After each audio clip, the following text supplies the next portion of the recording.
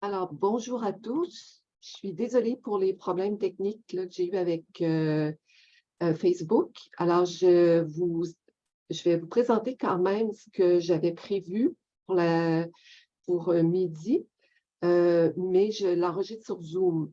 Alors, voilà ce que je vais vous présenter ici.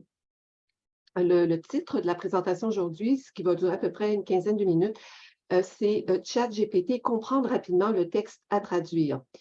Ce que je vous propose de faire, ça va être une simulation. Je vais d'abord vous parler à partir de quoi la simulation va être faite.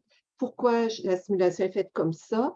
C'est que j'utilise pour la simulation un des processus mentaux qui intervient pendant la traduction, c'est-à-dire la construction un modèle situationnel, c'est-à-dire en termes plus simples, c'est l'intégration des connaissances qui sont dans le texte qu'on a à traduire et ce qu'il y a de plus proche pour bien faire comprendre à quoi ça ressemble, c'est une carte mentale ou ce qu'on appelle également carte conceptuelle.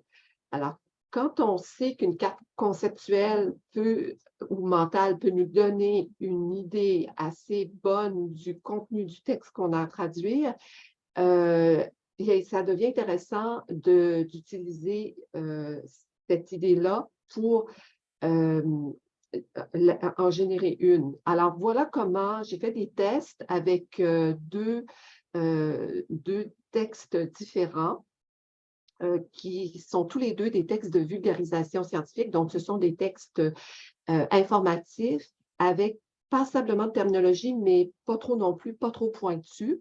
Alors, le premier, je voulais juste revenir pour le modèle situationnel. Si vous voulez en savoir un petit peu plus, je vous mets le lien ici, qui est sur mon site pradinter.org dans ma thèse de doctorat. Donc, vous avez juste à cliquer sur le lien, vous allez arriver dans la section qui traite du modèle situationnel, pardon. Alors, si on passe à notre propos d'aujourd'hui, c'est comment construire une carte mentale avec ChatGPT qui va nous permettre d'appréhender plus rapidement ce de quoi le texte qu'on a à traduire parle et aussi va nous donner du vocabulaire, va nous amener par le fait même, à penser à des co-occurrents. Vous allez voir ce que ça va donner. Alors, la construction d'une carte mentale, j'ai fait un petit peu de recherche parce que pour la générer, il y a des façons précises de le faire. Quand on fait notre interrogation, il faut préciser le sujet et demander à ChatGPT d'énumérer l'idée principale, les branches principales et les sous-branches. J'ai fait des essais avec d'autres mots-clés, mais ce sont les trois mots-clés, idée principale, branche principale et sous-branche, qui donnent les meilleurs résultats. Quand vous serez très habile avec ça, moi je ne le suis pas encore, il est également possible de prendre le résultat et si on a un logiciel qui génère des cartes conceptuelles, on peut s'en servir pour générer rapidement une carte conceptuelle et ça aussi, ça va nous permettre de mieux comprendre le texte. Je vous donne la source ici, vous pourrez en apprendre un petit peu plus là-dessus. Ici, je vais faire deux simulations. Une première simulation sur un texte qui porte sur les commotions cérébrales, concussion en anglais. Et je vais faire une première interrogation en donnant comme consigne, comme instruction à ChatGPT, construire une carte mentale. Et la deuxième interrogation, je vais procéder, comme j'ai dit dans la diapositive précédente, en utilisant les mots-clés idée principale, branche principale et sous-branche. Alors, vous allez voir ce que ça va donner. Donc, je m'en vais dans ChatGPT. D'abord, je vais vous montrer le texte. C'est vrai, je devrais vous montrer le texte à traduire. Voilà. Alors, c'est un petit texte. C'est sûr que ce n'est pas un texte de 10 000 mots, là, c'est quelques centaines de mots. Et vous voyez, c'est un texte informatif. What is a concussion? Alors, on décrit en quoi ça consiste. What is the difference between a concussion and brain injury? Donc, on voit que c'est des mots-clés. Et puis, prevalence of sport-related concussion in Canada and short-term and long-term health risk. Alors, c'est de ça dont le texte à traduire traite. Maintenant, je vais faire l'exercice ici. Alors, je suis déjà dans ChatGPT. Je vais créer ici, j'ai Dragon Naturally Speaking.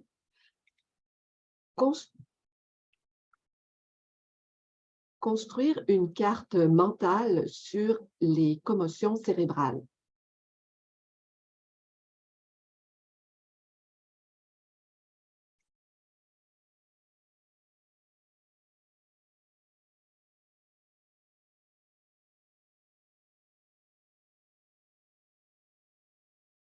Donc, on voit que ChatGPT travaille. Le message est parti, est en train de générer du texte. Alors, on va laisser faire son travail.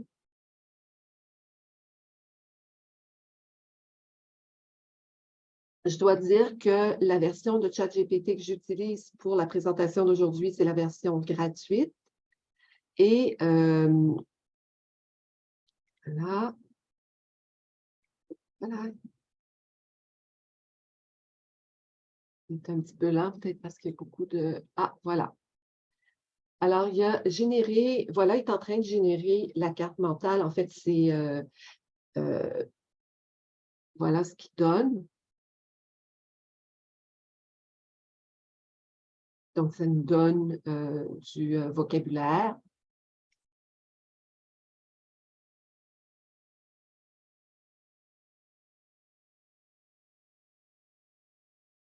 Et on voit qu'il nous met en garde en nous disant que, bon, c'est important de consulter un professionnel de la santé. Et ici, on va faire la deuxième interrogation. Donc, je retourne ici. Je vous montre les trois mots clés, idée principale, branche principale et sous-branche.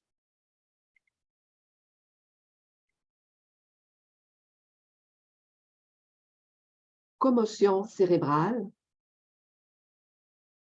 Point. Construire une carte mentale avec l'idée principale, virgule, les sous-branches et les branches principales.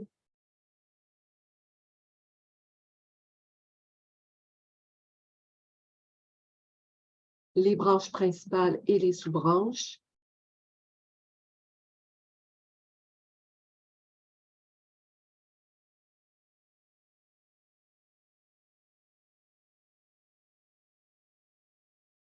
Voilà.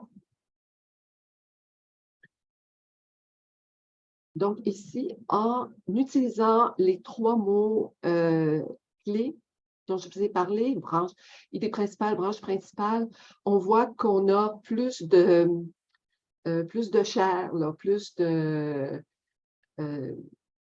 d'informations. Et comme c'est un sujet quand même courant, là, dont on entend quand même parler, je pense que les résultats peuvent nous aider à générer, avoir une idée de la façon, de l'intégration des connaissances qu'il y a dans le texte, au lieu de chercher partout, et aussi d'avoir du vocabulaire. On peut aller chercher du vocabulaire. Donc, notez encore la même mise en garde que tout à l'heure. Voilà. Je retourne à la présentation. Donc, ici, j'étais rendue, je n'ai pas terminé ma présentation, désolée, mais j'ai quand même le texte. La simulation 2, je vais la faire à partir d'un texte sur les oléoducs, pipelines en anglais. Et je vais aussi utiliser la méthode Search. Autrement dit, la méthode Search qui est proposée par Lucie Battaglia. Et en passant, demain, nous avons un deuxième balado sur la méthode Search en anglais. Je vous invite à y assister. Donc, ici, ce que je propose, c'est de faire la recherche terminologique à partir de la méthode Search et ensuite de se servir des mots-clés, des mots, ou plutôt des termes sur lesquels la recherche a porté pour interroger ChatGPT. Alors, je vais vous donner un aperçu du texte. Alors ici, c'est un petit texte de 177 mots, mais qui a quand même pas mal de terminologie.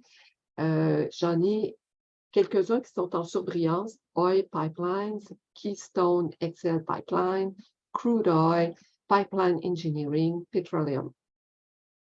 Donc, ce que je propose, c'est de faire une recherche avec la méthode Search. Je vais vous montrer ce que ça a donné. Je vais juste me retrouver un petit peu. Alors, ici, évidemment, j'ai la version. Oups. Désolée.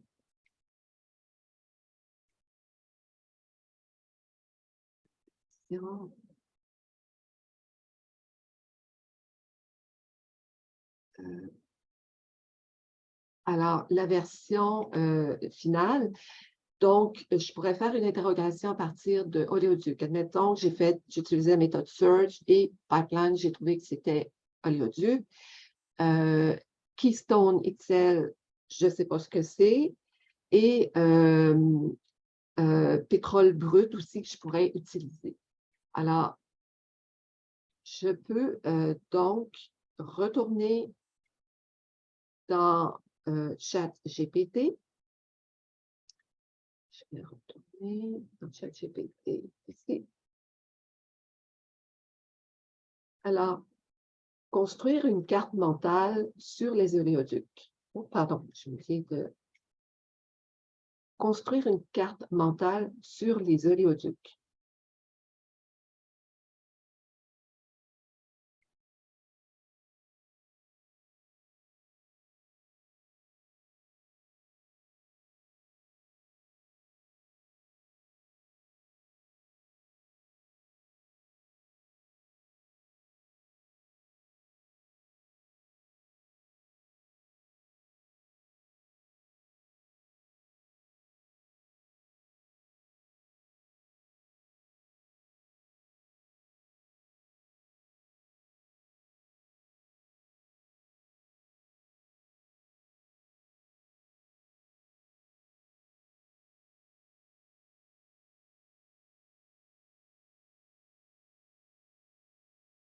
Alors ici, il semble qu'il ait conservé en mémoire les mots-clés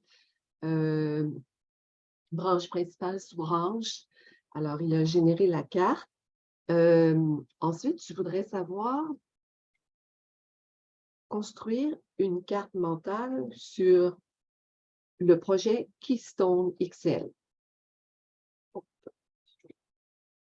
Construire une carte mentale sur le projet de l'éoduc Keystone.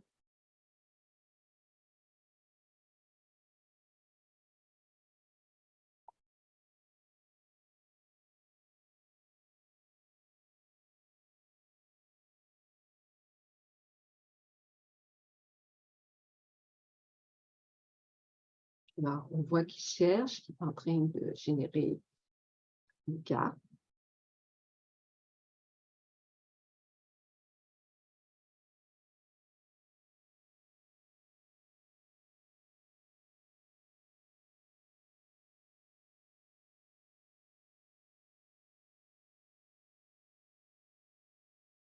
Donc, ça prend peut-être un certain temps parce qu'il y a peut-être beaucoup de choses à dire sur ce projet-là.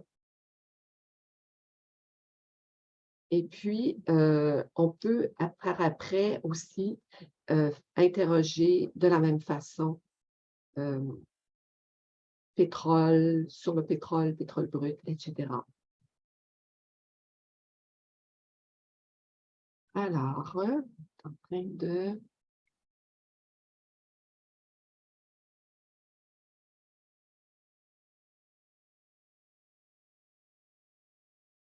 Voilà. Alors, qu'est-ce que c'est? Et encore garder les mots-clés idées principales.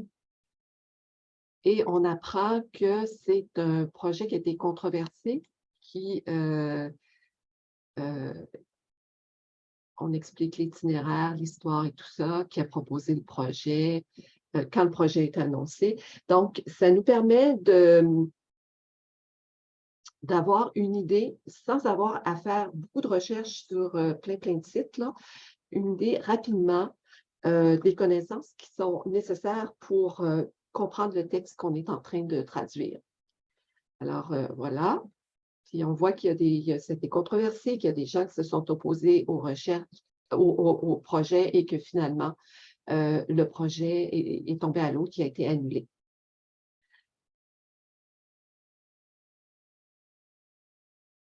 Et voilà. Alors, c'était mes premières réflexions sur cette façon de traduire. J'espère que ça va vous aider dans vos projets. Merci.